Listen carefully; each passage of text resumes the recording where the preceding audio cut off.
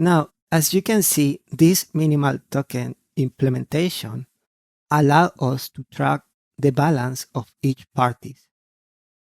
However, we have many limitations. One of them is that we don't have the capability to transfer tokens. And how do we transfer tokens? In fact, transferring tokens from one party to another is simply updating the balances of each party. Okay? Then let's do a function we are going to call transfer, where we specify to who we want to send the tokens and also the amount that we want to send.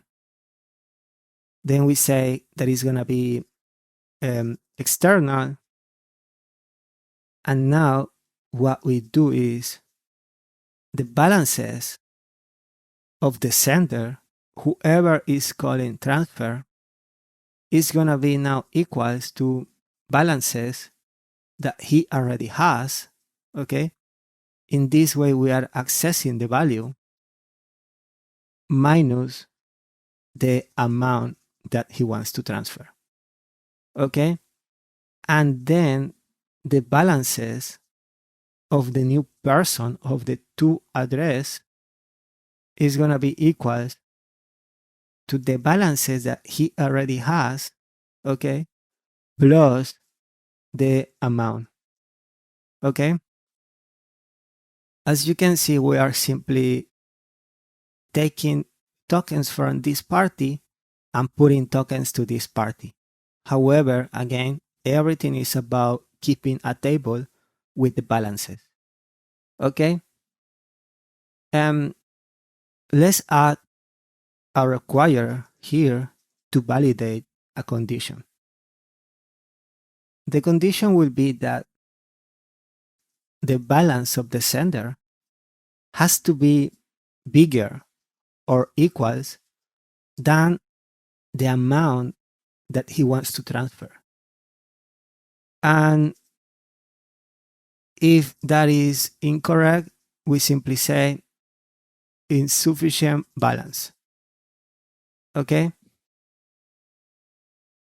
Now, let's test. I'm going to deploy again with the first account.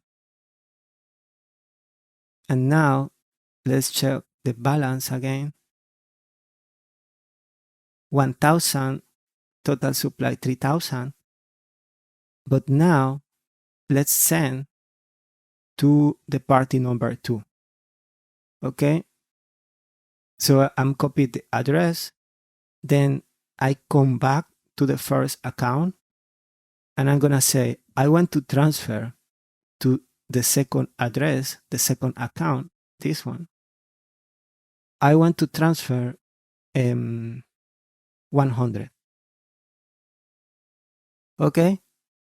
So if I do transact, okay, it was successful. Now let's check the balances. Okay, now I have 900 because I transfer 100.